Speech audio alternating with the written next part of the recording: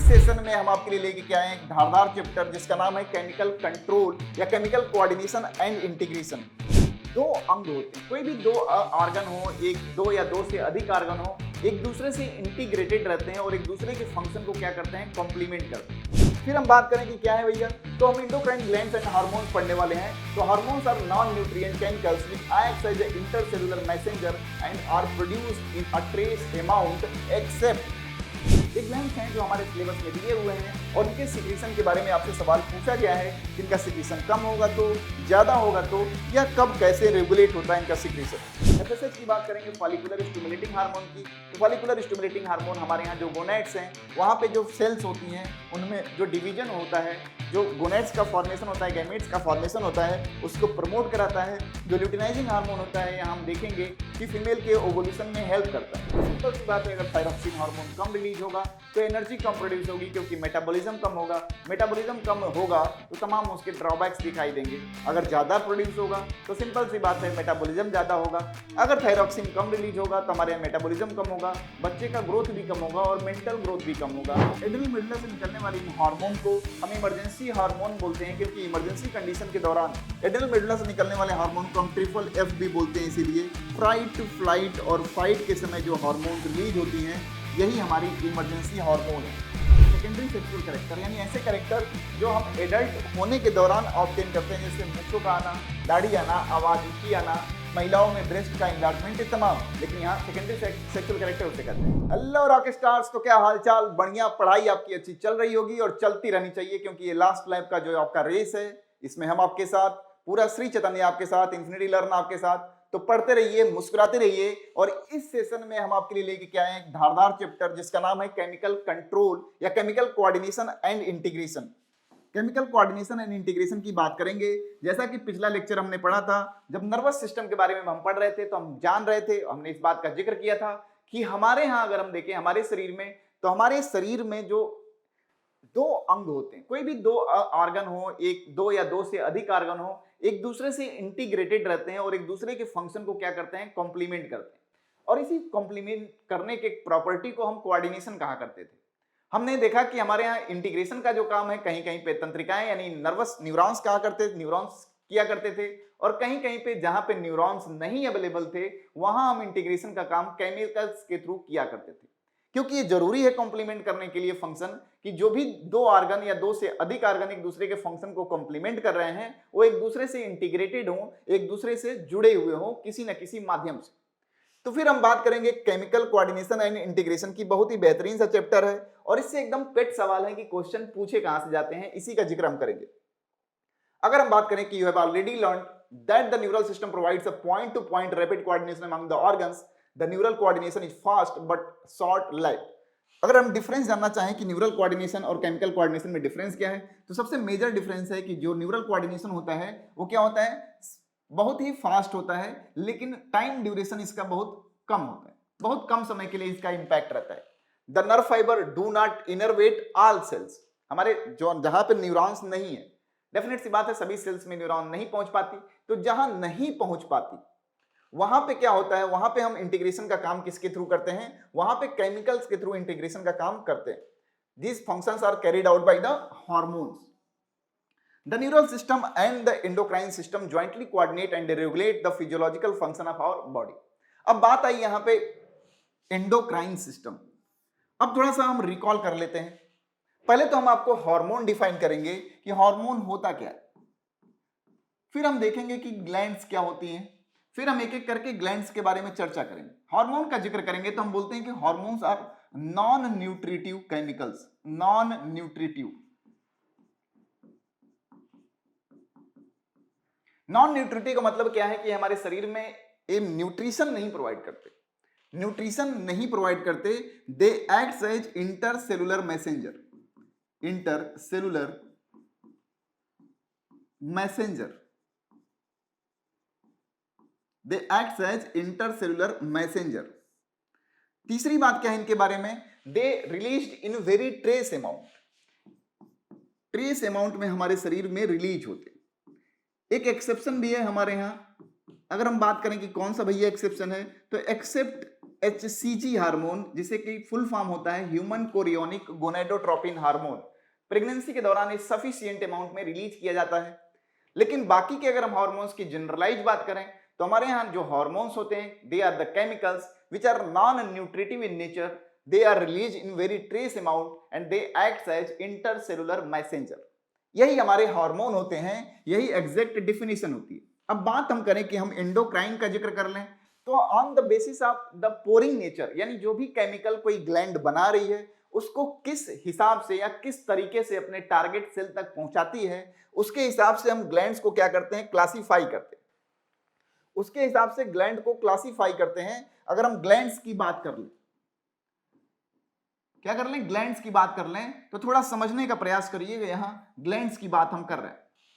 Glands की बात करें तो ग्लैंड का फंक्शन होता है कि सपोज करिए यहां एक सेल है जो टारगेट सेल है, यहां एक ग्लैंड है, ये हो गया हमारा ग्लैंड जहां बनेगा कोई केमिकल, और ये हमारा टारगेट सेल क्या है, टारगेट सेल है, यानी यहां पे हमें उस केमिकल को लाना है, इसलिए इसे हम टारगेट सेल बोल रहे हैं। अब एक ग्लैंड इस केमिकल को, जो भी केमिकल ये बना रही है, उस केमिकल को इस टारगेट सेल तक कैसे भेजती है, कैसे सेंड करती है, इसके हिसाब से हम बात करें तो कुछ ग्लैंड जो होती हैं वो अपने जो बनाए हुए केमिकल हैं उसको किसी डक्ट के थ्रू यहां पे सेंड करती है, जैसे हमने बोल दिया डक्ट। तो ऐसे ग्लैंड्स जो किसी डक्ट के थ्रू अपने केमिकल को अपने टारगेट सेल तक पहुंचाती हैं, इन ग्लैंड्स को हम बोलते हैं क्या, एक्सोक्राइन ग्लैंड। क्या बोलते हैं, एक्सोक्राइन ग्लैंड। क्या बोलते हैं भैया, एक्सोक्राइन ग्लैंड बोलते हैं। अगर हम दूसरे टाइप के ग्लैंड की बात करें तो हमारे यहाँ कुछ ग्लैंड्स ऐसी होती हैं जो कोई केमिकल, जो भी केमिकल वो बनाती हैं, वो अपने टारगेट सेल तक पहुंचाने के लिए क्या करती हैं, किसी डक्ट का इस्तेमाल नहीं करती हैं। वो जो भी ब्लड सर्कुलेशन में है उसी ब्लड सर्कुलेशन में अपना केमिकल रिलीज करती हैं, और उसी ब्लड सर्कुलेशन के रास्ते या माध्यम से ये केमिकल हमारे यहाँ टारगेट सेल तक पहुंच जाता है। इसी सर्कुलेशन के माध्यम से हमारे यहाँ टारगेट सेल तक पहुंच जाता है, यानी ब्लाया ब्लड के थ्रू ही। तो ऐसे ग्लैंड्स जो हमारे यहाँ अपने सर्कुलेशन को या अपने द्वारा बनाए गए केमिकल को किसी डक्ट के थ्रू नहीं बल्कि ब्लड के थ्रू टारगेट सेल तक पहुंचाते हैं, तो ऐसे ग्लैंड को हम एंडोक्राइन ग्लैंड कहा करते हैं, एंडोक्राइन ग्लैंड कहा करते हैं। इसे हम डक्टलेस ग्लैंड भी बोलते हैं, डक्टलेस ग्लैंड भी बोलते हैं। अब हम ग्लैंड को फर्दर भी क्लासिफाई किए, हम तो यहाँ केवल एंडोक्राइन और एक्सोक्राइन की किस बेसिस पे अपने केमिकल्स को ये रिलीज करती हैं, इनके नेचर के हिसाब से बात करें तब भी हम ग्लैंड्स को डिवाइड कर सकते हैं। जैसे आपके पूरे बुक में पढ़िएगा तो कुछ जगह पे आप गलत चीजें अपने दिमाग में भर रखे होंगे। ग्लैंड्स की बात करें अगर हम, तो हम कई तरह के ग्लैंड्स का जिक्र करते हैं।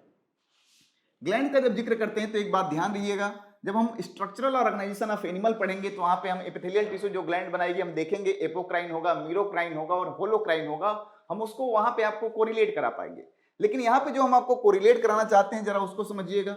जब हम ग्लैंड पढ़ते हैं तो हम पढ़ते हैं एंडोक्राइन ग्लैंड, एंडोक्राइन ग्लैंड, और हम बोल रहे हैं एंडोक्राइन ग्लैंड वो ग्लैंड होती हैं कि जो केमिकल बनाती हैं उसको टारगेट सेल तक पहुंचाने के लिए किसी डक्ट या किसी वेंट का इस्तेमाल नहीं करती हैं, डायरेक्ट ब्लड में अपने सर्कुलेशन को पोर करती हैं और ब्लड के थ्रू वो केमिकल टारगेट सेल तक पहुंच जाता है। फिर हम बात करें एक्सोक्राइन ग्लैंड, जब हम बोल रहे हैं तो एक्सोक्राइन ग्लैंड का मतलब क्या हुआ, जब हमने बोला एक्सोक्राइन ग्लैंड तो हमने बोला कि ये क्या करती हैं, एक किसी डक्ट का इस्तेमाल करती हैं अपने केमिकल को अपने टारगेट सेल तक पहुंचाने के लिए। एग्जांपल अगर हम लेंगे तो जैसे सलेवरी ग्लैंड हो गया, सलेवरी ग्लैंड में पैरोटिड ग्लैंड एक्सटेंशन डक्ट का यूज करती है, या लीवर हिपैटिक डक्ट का इस्तेमाल करते हैं। तमाम ग्लैंड्स हैं जो अपने सिक्रीशन को टारगेट तक पहुंचाने के लिए किसी डक्ट या पाइप का इस्तेमाल करती है, उन्हें हम एक्सोक्राइन ग्लैंड के कैटेगरी में क्या करते हैं, रखते हैं। फिर हमारे पास ग्लैंड आती है जिसे कहते हैं कंपाउंड ग्लैंड। क्या बोलते हैं, कंपाउंड या मिक्स्ड ग्लैंड। बहुत ध्यान से समझिएगा, कंपाउंड या मिक्स्ड ग्लैंड होती है। ऐसे ग्लैंड हमारे बॉडी में पाए जाते हैं कुछ जो नेचर वाइज दोनों तरह का रोल प्ले करती हैं, यानी exocrine as well as endocrine, exocrine plus endocrine दोनों तरह का रोल प्ले करती हैं। ऐसे ग्लैंड को हम बोलते हैं क्या, ऐसे ग्लैंड को हम बोलते हैं कंपाउंड ग्लैंड या मिक्स्ड ग्लैंड। आपके यहां एग्जाम्पल दिया गया होगा पैंक्रियाज के बारे में, एग्जाम्पल जो है पैंक्रियाज,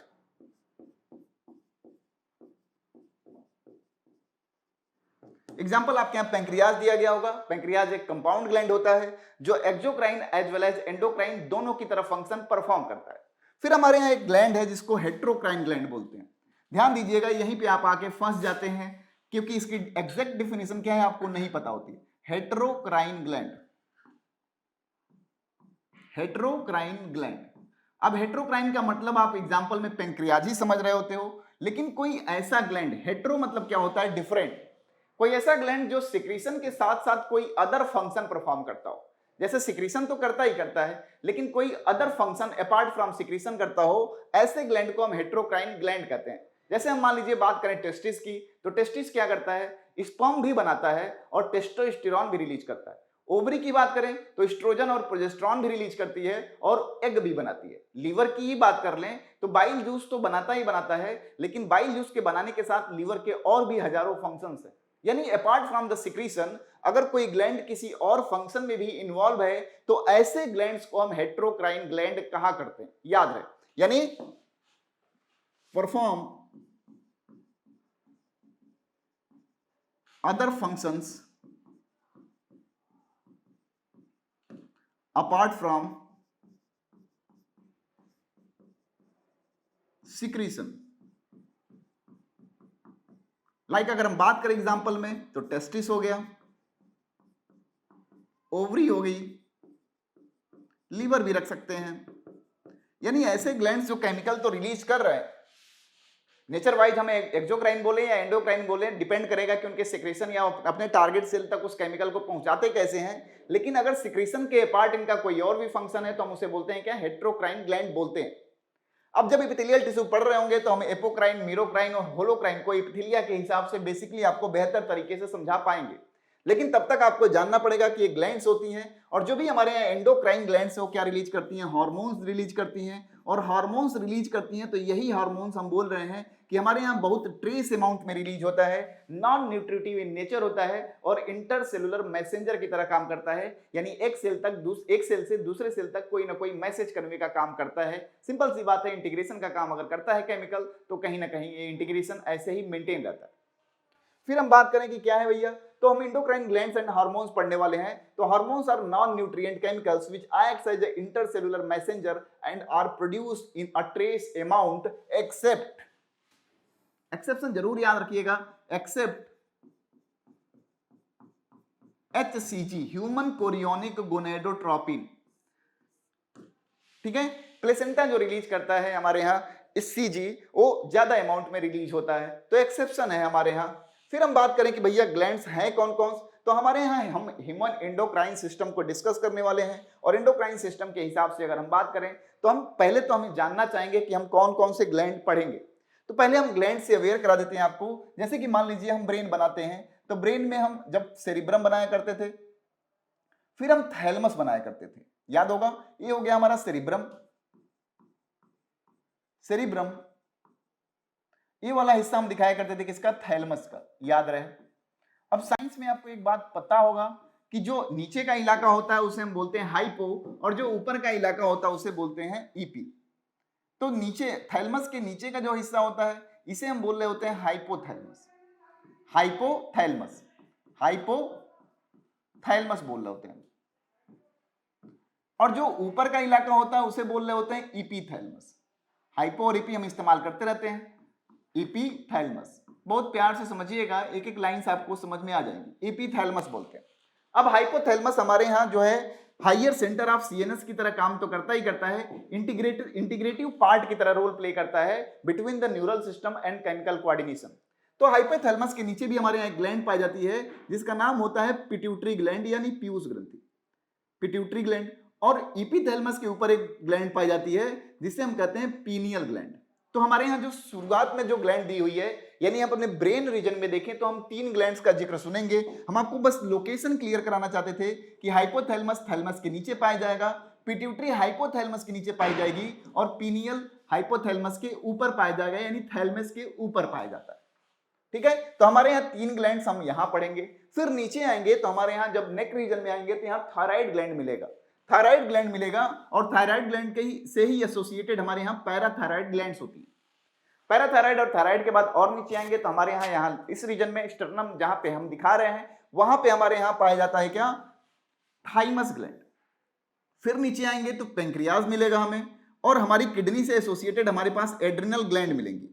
अगर मेल की बात होगी तो मेल में टेस्टिस मिलेंगे, और फीमेल की बात होगी तो फीमेल की एब्डोमिनल कैविटी में ओवरी मिलेगी। इन ग्लैंड्स के बारे में हमें पढ़ना है। ये ग्लैंड्स हैं जो हमारे सिलेबस में दिए हुए हैं, और उनके सिक्रीशन के बारे में आपसे सवाल पूछा गया है कि इनका सिक्रीशन कम होगा तो, ज्यादा होगा तो, या कब कैसे रेगुलेट होता है इनका सिक्रीशन। फिर हम बात करें, आगे बढ़ेंगे तो हमारे यहाँ हाइपोथैलेमस की बात करें। हाइपोथैलेमस की बात करें तो हम बोलते हैं कि acts as integration centre, acts as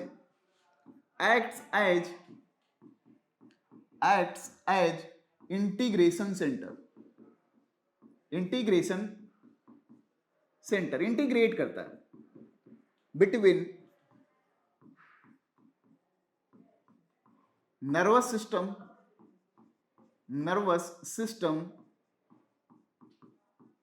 and endocrine system,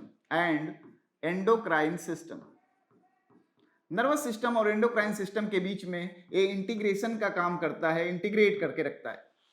integration का काम करता है, लेकिन हाइपोथैलेमस में जो हाइपोथैलेमिक या न्यूरोसिक्रेटरी जो सेल्स होती है, हाइपोथैलेमस की जो न्यूरोसिक्रेटरी सेल्स होती हैं, अभी हम डायग्रामेटिकली इसे समझ लेंगे, वो दो तरह के हार्मोन्स बनाती हैं। यानी हमारे हाइपोथैलेमस में ही कुछ सेल्स पाई जाती हैं जो सर्टेन हार्मोन्स बनाती हैं, जो नेचर वाइज दो तरह का हार्मोन हमारा रिलीज होता है हमारे हाइपोथैलेमस से। Some hormones are releasing in nature and some hormones are inhibitory in nature. ये दो तरह के हार्मोन्स रिलीज करता है, कुछ हार्मोन रिलीजिंग इन नेचर होती हैं और कुछ इनहिबिटरी इन नेचर होती हैं। जो हमारे यहाँ हाइपोथैलेमस से निकलने वाले हार्मोन्स हैं वो हमारे पिट्यूटरी के थ्रू फंक्शन को कराते हैं, परफॉर्म कराते हैं। इसीलिए हम हाइपोथैलेमस की बात करें तो हाइपोथैलेमस को हम बोलते हैं master of the master gland, master of the master gland बोल रहे होते हैं हाइपोथैलेमस के बारे में। तो पहले हमें जानना पड़ेगा कि हाइपोथैलेमस से हार्मोन कौन कौन से रिलीज होते हैं। तो पिट्यूटरी ग्लैंड जिन एंडोक्राइन ग्लैंड्स को कंट्रोल करती है वो हाइपोथैलेमस के इशारे पे, यानी अगर हमें थायरॉक्सिन रिलीज कराना है तो थायरॉक्सिन के लिए पिट्यूटरी भले ही हमारा टीएसएच रिलीज करती होगी, लेकिन टीएसएच को रिलीज कराने के लिए हमारा हाइपोथैलेमस टीएसएच आरएच रिलीज कराता है, यानी thyroxine stimulating hormone releasing factor release कराता है। फिर हमारे यहाँ इनहिबिटरी फैक्टर्स भी होते हैं। तो ऐसे हम काउंट करेंगे तो हमें बस जो भी हार्मोन्स हमारी पिट्यूटरी रिलीज करा रही होगी उसमें रिलीजिंग होंगे कुछ नेचर में, और कुछ इनहिबिटरी होंगे, हाइपोथैलेमस से कोरिलेट कर जाएंगे। लेकिन ये एक्ट करता है किसकी तरह, हमारे यहाँ एक्ट करता है ए इंटीग्रेशन सेंटर की तरह हमारा हाइपोथैलेमस। अब बात आई पिट्यूटरी ग्लैंड की, तो यहाँ पे हमने हाइपोथैलेमस भी दिखाया है। तो हाइपोथैलेमस में देखिएगा तो कुछ हाइपोथैलेमिक जो न्यूरोसेक्रेटरी सेल्स हैं, जो हाइपोथैलेमस में मौजूद न्यूरॉन्स हैं, वो अपने जो भी केमिकल बना रहे हैं वो हाइपोथैलेमस में ही रिलीज कर रहे हैं। लेकिन कुछ न्यूरॉन्स जो हमारे यहाँ केमिकल्स बनाते हैं जो प्रेजेंट तो हाइपोथैलेमस में होते हैं, लेकिन उनका एक्सॉन टर्मिनल प्रेजेंट होता है कहाँ पे, पोस्टीरियर लोब ऑफ पिट्यूटरी में, और केमिकल्स को रिलीज करते हैं वो पोस्टीरियर लोब ऑफ पिट्यूटरी से। यानी कुल मिला के बात यहाँ हम ये देखें तो जो पोस्टीरियर लोब ऑफ पिट्यूटरी से हार्मोन रिलीज होते हैं वो एग्जैक्टली सिंथेसाइज कहाँ होते हैं, हमारे हाइपोथैलेमस में। ठीक है, तो हम अपने पिट्यूटरी की बात करते हैं। तो हमारे यहाँ पिट्यूटरी में देखेंगे तो हमारे यहाँ पिट्यूटरी में 3 लोब पाए जाते हैं। 3 लोब में हम बोलते हैं एंटीरियर पिट्यूटरी,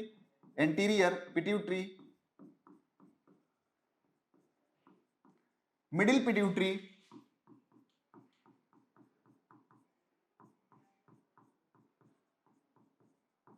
और पोस्टीरियर पिट्यूटरी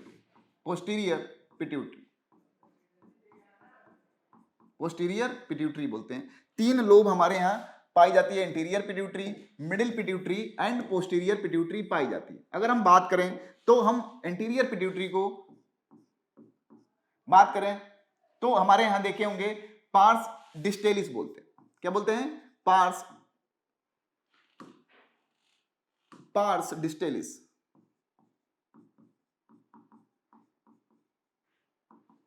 जो हमारे मिडिल पिट्यूटरी होता है उसे बोलते हैं पार्स इंटरमीडिया,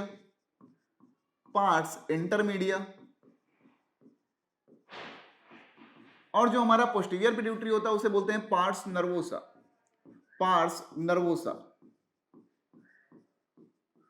ये 3 हमने नाम दिए हैं।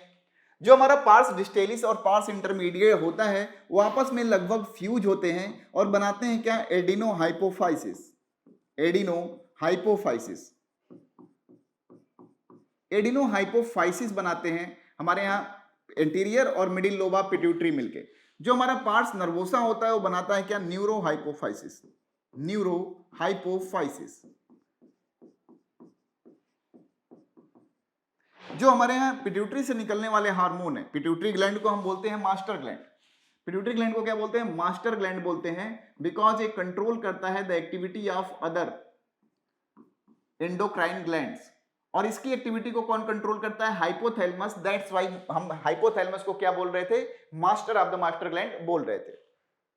अब हमें जो मिल रहा है, तो हम अगर केवल हार्मोन्स पढ़ते जाएं, अभी तो हम केवल आपको दिखा रहे हैं कि कौन कौन से पार्ट पाए जाते हैं, फिर हम थायराइड पढ़ेंगे। लेकिन जो तीन हैं, जैसे कि हमने देख लिया कि हमारे यहाँ कि तीन हमारे पास क्या है, पिट्यूटरी ग्लैंड है। अब हम बात करें तो पहला जो हमारा छूटा हुआ, जैसे मान लीजिए हमने हाइपोथैलेमस में देख लिया कि हाइपोथैलेमस में हमारे यहाँ जो हार्मोन रिलीज होगा या तो रिलीजिंग इन नेचर होगा या तो इनहिबिटरी इन नेचर होगा।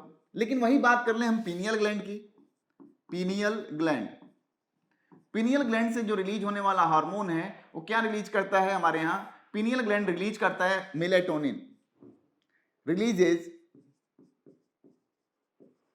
मेलेटोनिन। और मेलेटोनिन क्या करता है, हमारे यहां सर्केडियन रिदम जो होता है,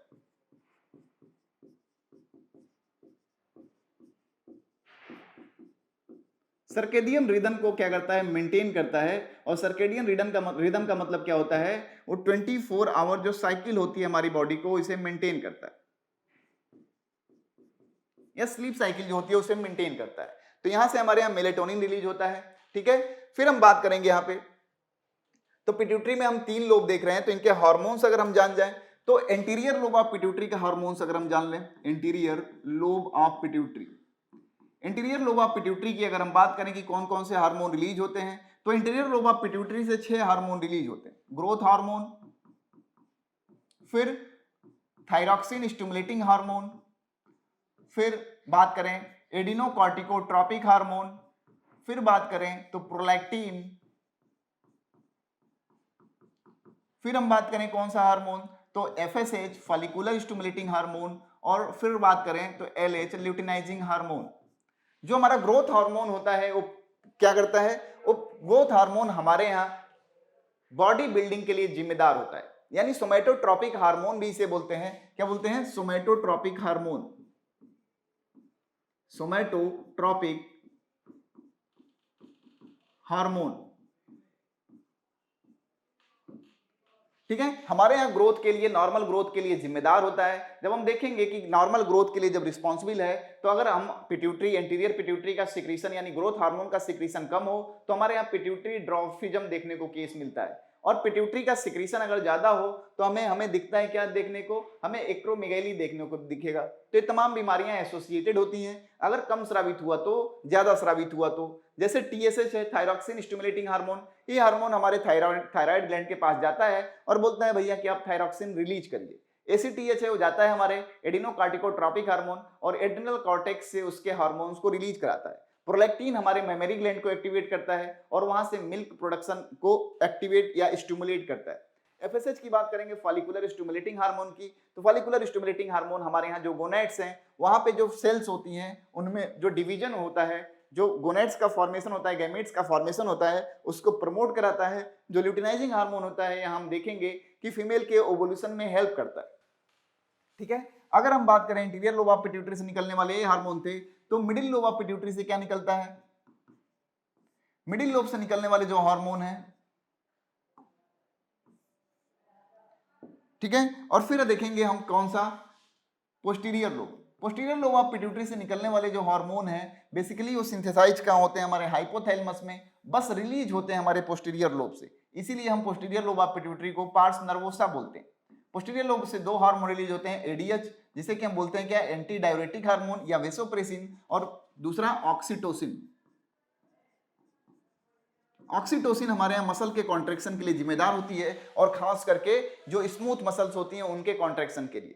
ठीक है, क्लियर है, क्लियर। अब हम बात करें अगर कि कौन कौन से हार्मोन्स हैं, क्या क्या फंक्शन है, तो नेक्स्ट आएगा, जैसे पिनियल ग्लैंड की बात कर लें तो हमने बोला कि हमारे यहाँ मेलेटोनिन रिलीज करती है, और सर्केडियन रिदम यानी 24 आवर साइकिल मेलेटोनिन रिलीज करती है, मेलेटोनिन।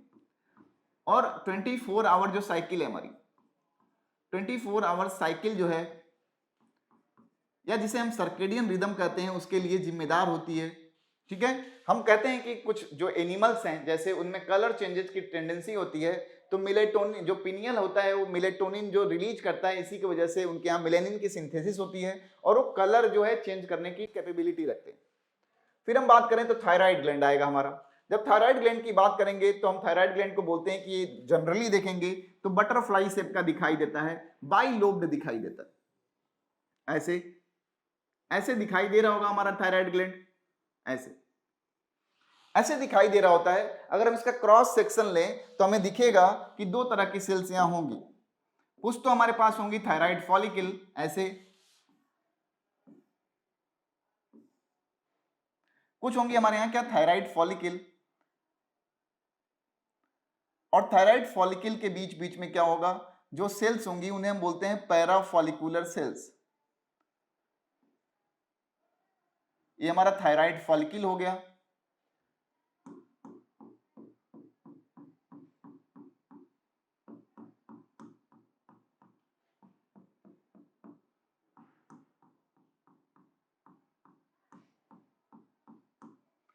ये हमारा जो स्पेस हो गया, इसमें सेल्स पाई जाती हैं जिन्हें हम बोलते हैं क्या, पैराफॉलिकुलर सेल्स। ऐसे ऐसे सेल्स पाई जाती हैं जिन्हें हम पैराफॉलिकुलर सेल्स बोलते हैं। जो थायराइड फॉलिकल होती हैं वो रिलीज करती हैं हमारे यहाँ दो तरह के कंपोनेंट, T3 यानी ट्राई आयोडोथायरोनिन और T4 टेट्रा आयोडोथायरोनिन। T3 को हम बोलते हैं ट्राई आयोडोथायरोनिन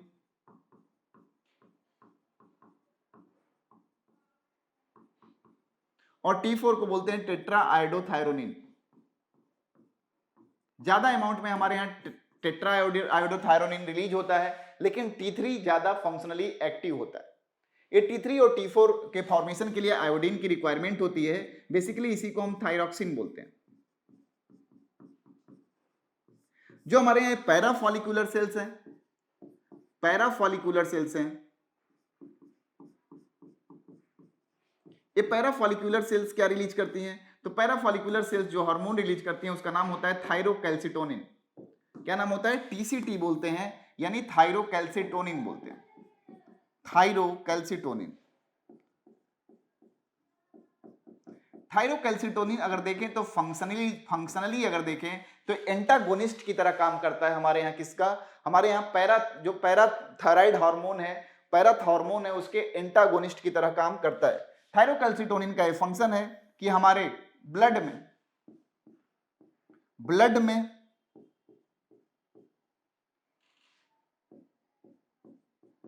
कैल्शियम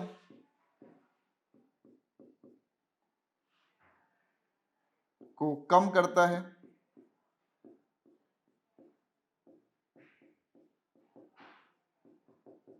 और फॉस्फेट को बढ़ाता है। और ठीक इसका उल्टा जो है क्या काम करता है, हमारा पैराथॉर्मोन काम करता है, ब्लड में कैल्शियम को कम करेगा और पैराफॉस्फेट को क्या करेगा, बढ़ा के रखेगा। इसका काम करने का तरीका ये होता है, ये नॉन आयोडिनाइज्ड हार्मोन होता है जो पैराफॉलिकुलर सेल्स रिलीज करती हैं।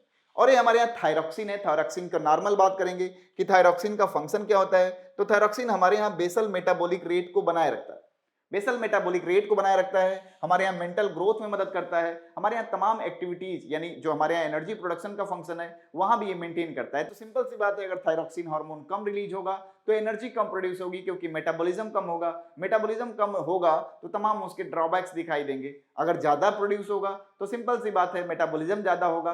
अगर थायरॉक्सिन कम रिलीज होगा तो हमारे यहाँ मेटाबॉलिज्म कम होगा, बच्चे का ग्रोथ भी कम होगा और मेंटल ग्रोथ भी कम होगा। डॉर्फिज्म यहाँ भी मिलेगी, डॉर्फिज्म यहाँ भी मिलेगी।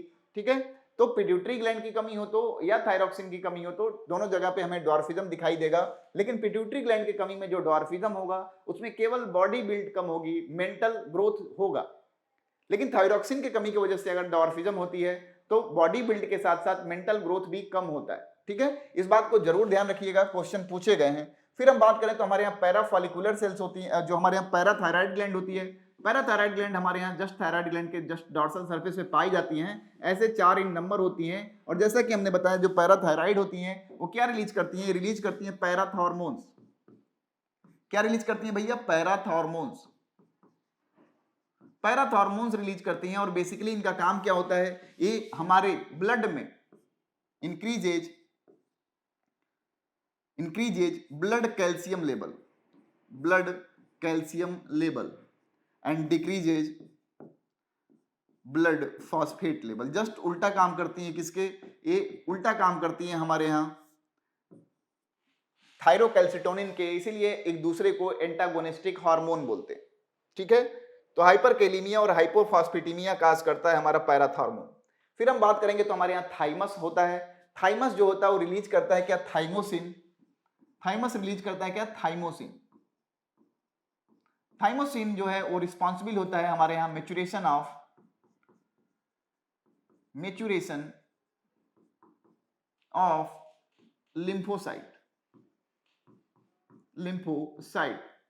लिम्फोसाइट के मैच्योरेशन में रोल प्ले करता है। हम बोलते हैं कि जो भी लिम्फोसाइट हमारे थाइमस में मैच्योर होता है बेसिकली उसको हम नाम देते हैं टी लिम्फोसाइट।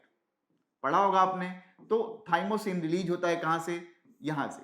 अगर थाइमोसिन कम रिलीज होगा तो हमारे यहाँ मैच्योर सेल्स या जो हमारे यहाँ जो सेल्स हैं, जो हमारे यहाँ प्रतिरक्षी सेल्स हैं या एंटीबॉडी जो सेल्स हैं लिम्फोसाइट के, वो कम मैच्योर होंगी, तो इम्यूनिटी में प्रॉब्लम फील होगा। फिर हम बात करें तो हमारे यहाँ नेक्स्ट आएगा एड्रिनल ग्लैंड। एड्रिनल ग्लैंड के दो हिस्से होते हैं। एड्रिनल हम इसलिए बोल रहे हैं क्योंकि हमारे किडनी से एसोसिएटेड होती हैं। अगर हम एड्रिनल ग्लैंड की बात करेंगे तो हम दो हिस्सों में बांटे रहते हैं। एड्रिनल ग्लैंड की बात करेंगे तो जो बाहर का हिस्सा होता है एड्रिनल ग्लैंड का, उसे हम बोलते हैं एड्रिनल कॉर्टेक्स, और अंदर के रीजन को हम बोलते हैं क्या? Adrenal medulla. कॉर्टेक्स को अगर हम देखेंगे तो कॉर्टेक्स के तीन इलाके होते हैं, जोना ग्लोमेरुलोसा, जोना फैसिकुलेटा, जोना ग्लोमेरुलोसा, जोना फैसिकुलेटा और जोना रेटिकुलेरिस। तीन भागों में हम बांटते हैं बाहर से अंदर की तरफ अपने यहाँ एड्रिनल कॉर्टेक्स को। जो जोना ग्लोमेरुलोसा होता है वो रिलीज क्या करता है? हमारे यहाँ रिलीज करता है मिनरेलोकॉर्टिकॉइड। जो जोना फैसिकुलेटा होता है वो रिलीज करता है क्या? ग्लूकोकॉर्टिकॉइड। और जो जोना रेटिकुलेरिस होती है वो क्या रिलीज करती है? Sex steroid. ये तीन हार्मोन यानी जो हमारे यहाँ रिलीज होते हैं एड्रिनल कॉर्टेक्स से रिलीज होने वाले हार्मोन को मिनरेलोकॉर्टिकॉइड, ग्लूकोकॉर्टिकॉइड और सेक्स स्टेरॉइड को हम कॉर्टिसोल के कैटेगरी में रखते हैं। ठीक है, फिर हम बात करेंगे मेडुला से। तो मेडुला से दो हार्मोन रिलीज होते हैं हमारे यहाँ, कौन कौन से? एपिनेफ्रिन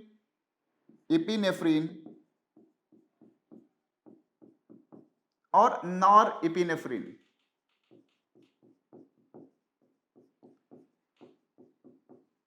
एड्रिनल मेडुला से निकलने वाले इन हार्मोन को हम इमरजेंसी हार्मोन बोलते हैं, क्योंकि इमरजेंसी कंडीशन के दौरान एड्रिनल मेडुला से निकलने वाले हार्मोन को हम ट्रिपल एफ भी बोलते हैं। इसीलिए फ्राइट, फ्लाइट और फाइट के समय जो हार्मोन्स रिलीज होती हैं यही हमारी इमरजेंसी हार्मोन है। ठीक है, तो एड्रिनल ग्लैंड जो होती है ये इस तरह के हार्मोन रिलीज करती है। फिर अगर हम बात करेंगे तो हमारे यहाँ पेंक्रियाज है। पेंक्रियाज की बात करेंगे तो पेंक्रियाज हमारे यहाँ कंपाउंड ग्लैंड के कैटेगरी में हम रखे हुए हैं। किसमें? कंपाउंड ग्लैंड के कैटेगरी में रखे हुए। कंपाउंड ग्लैंड बोलते हैं अपने आप पेंक्रियाज को। कंपाउंड ग्लैंड की बात करें तो ऐसा ग्लैंड जो एंडोक्राइन और एक्सोक्राइन दोनों, जो एक्सोक्राइन पार्ट होता है हमारे पेंक्रियाज का, जो एक्सोक्राइन पार्ट है वो हमारा पेंक्रियाटिक जूस रिलीज करता है, जो हेल्प करता है किसमें? डाइजेशन में। किसमें मदद करता है? डाइजेशन में। जो हमारे यहाँ एंडोक्राइन पार्ट होता है, तो अगर हम पूरे पेंक्रियाज को देखें तो लगभग 99% पार्ट जो होता है पेंक्रियाज का एक्सोक्राइन इन नेचर होता है। 1% पार्ट यानी मोस्ट पोस्टीरियर पार्ट जो होता है हमारे पेंक्रियाज का, वो क्या होता है? एंडोक्राइन इन नेचर होता है। जब हम पेंक्रियाज को कट करके देखते हैं तो आइसोलेट्स ऑफ लैंगरहैंस पाए जाते हैं। लैंगरहैंस पाए जाते हैं। आइसोलेट्स ऑफ लैंगरहैंस में तीन तरह की सेल्स होती हैं, alpha cell, beta cells and delta cell. जो अल्फा सेल्स होती हैं वो रिलीज करते हैं क्या? ग्लूकागॉन। जो बीटा सेल्स होती हैं रिलीज करती हैं इंसुलिन। और जो डेल्टा सेल्स होती हैं रिलीज करती हैं क्या? सोमैटोस्टैटिन। इंसुलिन और ग्लूकागॉन जो है एक दूसरे के एंटागोनिस्ट होते हैं। क्यों? क्योंकि ग्लूकागॉन क्या करता है, ब्लड में शुगर के लेवल को बढ़ाता है, ब्लड शुगर लेवल इंक्रीज करता है। और बेसिकली हम बोलते हैं कि ब्लड में शुगर के लेवल को बढ़ाना ये ग्लूकागॉन का काम है। इसके लिए ग्लूकोनियोजेनेसिस तक कराता है। और ग्लूकोनियोजेनेसिस क्या होता है? Formation of carbohydrate from non carbohydrate component, यानी हम बोले लाइपोलिसिस या प्रोटियोलिसिस। इन तमाम प्रोसेसेस के थ्रू ग्लूकागॉन का यह प्रयास रहता है कि हमारे यहाँ ब्लड में शुगर का लेवल बढ़ा रहे।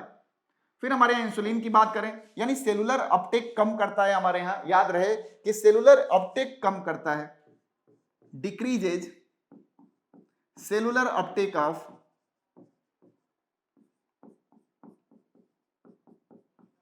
कई बार ये सवाल पूछा गया, सेलुलर अपटेक ऑफ ग्लूकोज को कम करता है और इसी वजह से हमारे ब्लड में ग्लूकोज का लेवल बढ़ा होता है। इंसुलिन की बात करेंगे तो इंसुलिन रिलीज करता है कौन? इंसुलिन रिलीज करती है हमारी बीटा सेल्स, और ये क्या करता है? ब्लड में शुगर के लेवल को डिक्रीज करता है, डिक्रीजेज ब्लड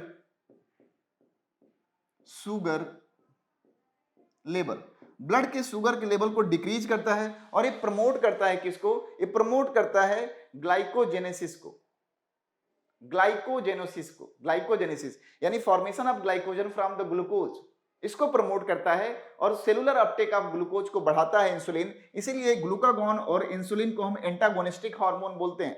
इंसुलिन के सिक्रीशन से, मिसहैपन सिक्रीशन से हमारे यहाँ डिजीज होती है जिसे बोलते हैं डायबिटिक मिलेटस। सोमैटोस्टेटिन की बात करें तो सोमैटोस्टेटिन हमारे यहाँ दोनों के सिक्रीशन को क्या करता है? कंट्रोल करता है, चेक करता है कि ना कोई ज्यादा ना कोई कम हो। तो रहा काम किसका? पैंक्रियाज का। पैंक्रियाज के बाद अगर हम आएंगे तो हमारे यहाँ टेस्टिस है, हमारे यहाँ टेस्टिस है। और उन्होंने बताया था कि टेस्टिस जो है दो काम करता है। टेस्टिस रिलीज करता है क्या? टेस्टोस्टेरोन। क्या रिलीज करता है? टेस्टोस्टेरोन। जब टेस्टोस्टेरोन रिलीज होता है तो हमारे यहाँ टेस्टोस्टेरोन के रिलीज होने की वजह से, टेस्टोस्टेरोन रिलीज कौन करता है? तो अगर हम टेस्टिस को काट के देखेंगे, अगर हम टेस्टिस को काट के देखें तो टेस्टिस में हम बोलते हैं कि ऐसे ऐसे टेस्टिकुलर लोब्यूल्स पाए जाते हैं। इन टेस्टिकुलर लोब्यूल्स के अंदर देखें तो टेस्टिकुलर लोब्यूल के अंदर जब हम देखते हैं तो हमारे यहाँ सेमिनिफेरस ट्यूब्यूल पाई जाती है ऐसे, और इसके चारों तरफ पाए जाते हैं क्या? ऐसे ऐसे इंटरस्टिशियल सेल या लेडिग सेल्स। ये लेडिग सेल्स जो होती हैं, इंटरस्टिशियल सेल्स जो होती है, लेडिग सेल्स जो होती हैं या इंटरस्टिशियल सेल्स रिलीज करती हैं क्या? टेस्टोस्टेरोन। टेस्टोस्टेरोन रिलीज करती है। और टेस्टोस्टेरोन जब रिलीज होता है हमारे यहाँ तो हमारे यहाँ जो सेकेंडरी सेक्सुअल कैरेक्टर है, leads to the development of secondary sexual character, जिसको हम बहुत अच्छे से समझ पाएंगे जब ह्यूमन रिप्रोडक्शन का पार्ट पढ़ रहे होंगे। सेकेंडरी सेक्सुअल कैरेक्टर यानी ऐसे कैरेक्टर जो हम एडल्ट होने के दौरान ऑब्टेन करते हैं, जैसे मूंछों का आना, दाढ़ी आना, आवाज ऊंची आना, महिलाओं में ब्रेस्ट का इंलार्जमेंट, तमाम। लेकिन यहाँ सेकेंडरी सेक्सुअल कैरेक्टर उसे कहते हैं। तो यहाँ टेस्टोस्टेरोन टेस्टिस रिलीज करता है जो सेकेंडरी सेक्सुअल कैरेक्टर को क्या करता है? प्रमोट करता है। फिर हमारे यहाँ ओवरी होता है, ओवरी हमारे यहाँ रिलीज करती है oestrogen and progesterone, oestrogen and progesterone release करती है। एस्ट्रोजन एंड प्रोजेस्टेरॉन रिलीज होता है हमारे यहाँ ओवरी के द्वारा। एस्ट्रोजन और प्रोजेस्टेरॉन, प्रोजेस्टेरॉन हमारे यहाँ प्रेगनेंसी हार्मोन के नाम से जाना जाता है, क्योंकि बढ़ा हुआ जो लेवल होता है प्रोजेस्टेरॉन का वही यूट्रस को इस काबिल बनाता है कि जो फर्टिलाइज एग है वो इम्प्लांट हो सके, उसका नरिशमेंट हो सके। तो इस तरह से हमारे यहाँ क्या हुआ? ग्लैंड्स दिए हुए हैं, इनके फंक्शंस है। अब यह है कुछ हमारे यहाँ और भी ग्लैंड्स हैं जो काम करती हैं, कुछ भी और भी ऑर्गन्स हैं जो तमाम चीजें रिलीज करती हैं। जैसे हम हार्ट की बात करें तो जब हम कार्डियक साइकिल या कार्डियक सिस्टम पढ़ रहे थे या रेनिन एंजियोटेंसिन सिस्टम पढ़ रहे थे तो हमने देखा था कि हमारे यहाँ हार्ट की जो एट्रिया की वाल होती है वो एएनएफ रिलीज करती है, and that is known as atrial natriuretic factor. जो किस तरह काम करता है? ये काम करता है वेसो डायलेटर की तरह, एक्ट्स एज वेसो डायलेटर। याद होगा, मैंने पढ़ाया था, चलिए वेसो डायलेटर की तरह याद होगा। फिर हम बात करें कि भैया हार्ट का हो गया, किडनी कौन सी है? तो किडनी में देखेंगे अगर भैया तो किडनी में जो हमारे यहां पढ़ा था आपने रेनिन, किडनी में क्या था? रेनिन था। रेनिन का काम क्या था? तो रेनिन करता क्या था? एंजियोटेंसिन 1 को, एंजियोटेंसिनोजन को, एंजियोटेंसिनोजन को एंजियोटेंसिन 1 में कन्वर्ट करता था। एंजियोटेंसिन 1 में कन्वर्ट करता था। याद आया, RAS system, renin angiotensin system. GIT की बात करेंगे तो गैस्ट्रो इंटेस्टाइनल ट्रैक्ट में जो हार्मोन रिलीज होते हैं, जैसे बात करें सीसीके, कोलेसाइटोकाइनिन। कोलेसाइटोकाइनिन ये क्या करता है, हमारे बाइल के सिक्रीशन को बढ़ाता है। पीजेड यानी पेंक्रियोजाइमिन, गैस्ट्रीन, सेक्रेटिन, हिपैटोक्राइनिन,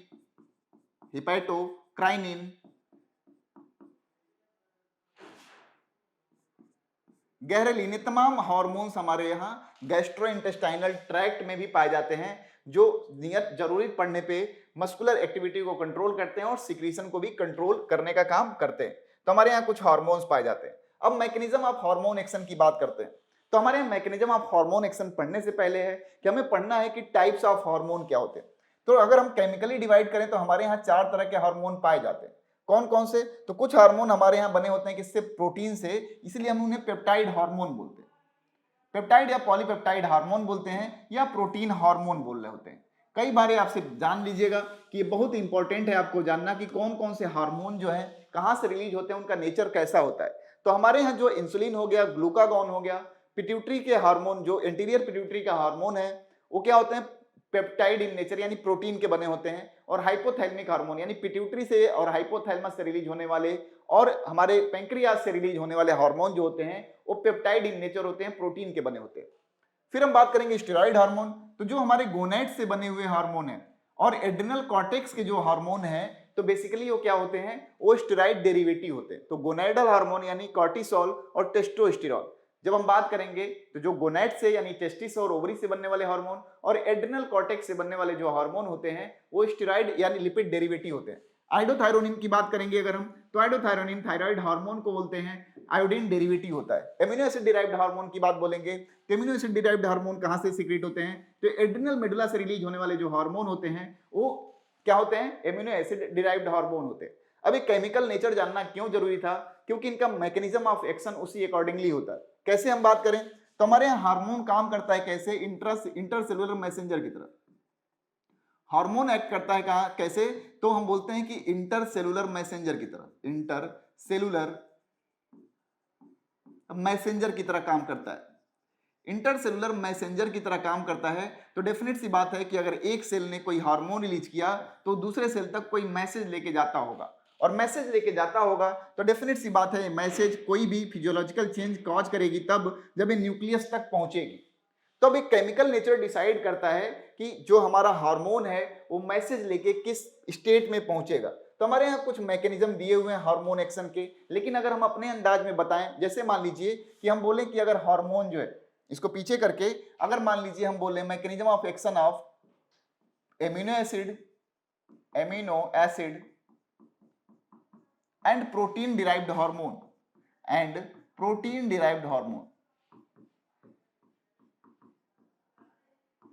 अगर मैकेनिज्म ऑफ एक्शन देखें amino acid and protein derived hormone का, तो इनका मैकेनिज्म ऑफ एक्शन क्या होता है जरा समझिएगा। अब मान लीजिए कि किसी सेल ने कोई हार्मोन रिलीज किया होगा, चलिए हम हार्मोन को लाल रंग से दिखा लेते हैं। हम बोला कि ये हार्मोन है। अब ये हार्मोन अपने टारगेट सेल तक आता होगा। अब मान लीजिए हमने बोला ये टारगेट सेल है, और ये टारगेट सेल का क्या है? न्यूक्लियस है। टारगेट सेल का क्या है? न्यूक्लियस है।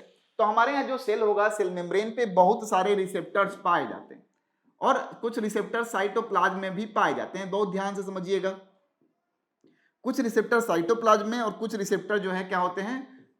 हमारे यहाँ सेल मेम्ब्रेन पे ही पाए जाते हैं। अब ये नेचर वाइज रिसेप्टर्स जो होते हैं स्पेसिफिक होते हैं कि किस केमिकल के लिए बने हुए हैं। जब ये हार्मोन हमारा आता है जो कि नेचर वाइज क्या है, या तो प्रोटीन का बना है या तो अमीनो एसिड का बना है, जब ये हार्मोन हमारे टारगेट सेल के पास आता है, तो टारगेट सेल के पास आता होगा तो बेल बजाता होगा, टिंग टोंग बेल बजाता होगा। तो जब घर से बाहर हमारे ही कोई आता है तो हम देखने जाते हैं कि भैया कौन हो, क्या है। तो जब हार्मोन से इंटरेक्ट हुआ हमारा मेम्ब्रेन, तो पूछा कौन हो, तो बोले प्रोटीन है या एमिनो एसिड है। तो बोला अच्छा क्या काम है, इन्होंने बताया कि मैं मैसेज लेके आया हूं। तो बोला हम आपको पहचानते नहीं है, तो इसलिए मैसेज हमको ही बता दीजिए।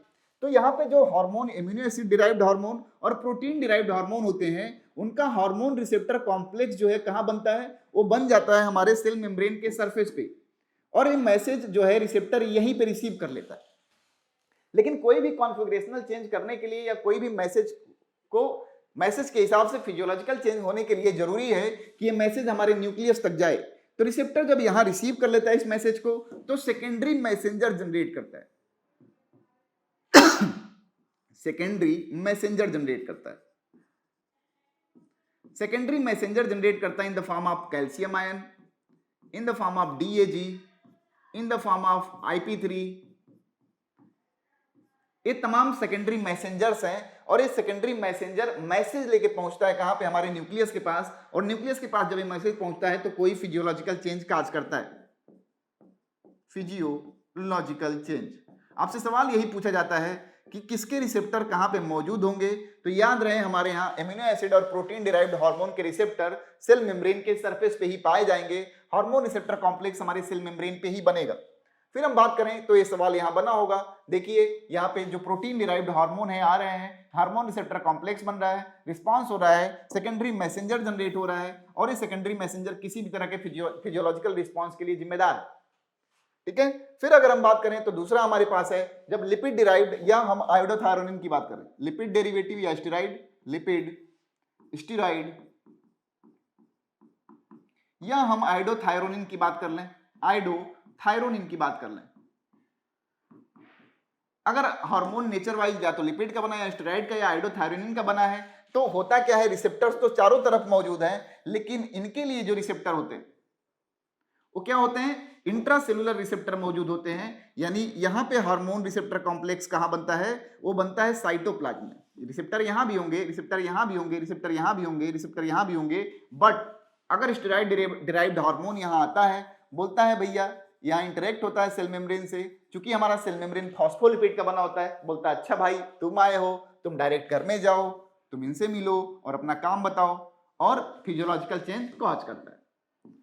तो केमिकल नेचर जानना आपको इसलिए जरूरी है कि किस समय या कौन सा अगर कहां से हार्मोन रिलीज हो रहा है तो कैसे जाके इंटरेक्ट होता होगा, कैसे फिजियोलॉजिकल चेंज कराता होगा। जो लिपिड और स्टेरॉइड डिराइव्ड हार्मोन होते हैं उनके लिए जो रिसेप्टर पाए जाते हैं वो साइटोप्लाज्मिक रिसेप्टर पाए जाते हैं। जो प्रोटीन और एमिनो एसिड डिराइव्ड हार्मोन होते हैं उनके रिसेप्टर कहां पाए जाते हैं, सेल मेम्ब्रेन पे पाए जाते हैं। यही सवाल कई बार पूछा गया है। अब बारी है हमारे यहाँ कुछ सवालों की, which of the following pairs of hormone are not antagonistic having opposite effect to each other, are not antagonistic, not antagonistic पूछ रहा है भाई। जैसे इंसुलिन का हमने बताया था क्या, ग्लूकागॉन होगा, रिलैक्सिन ऑक्सीटोसिन कह दिया है। अच्छा मतलब एक बताना है, नॉट एंटागोनिस्टिक बताना है। पैराथार्मोन कैल्सिटोनिन एंटागोनिस्ट है, aldosterone atrial natriuretic factor, aldosterone antagonist है, रिलैक्सिन इनहिबिन नहीं, ये एंटागोनिस्ट नहीं है आपस में। तीसरा आंसर यहां सही होगा। ठीक है, चलो। A health disorder that results from the deficiency of thyroxine in adult and characterized by a low metabolic rate, increase in body weight, tendency to retain water in tissue is। ठीक है, इसको देखें।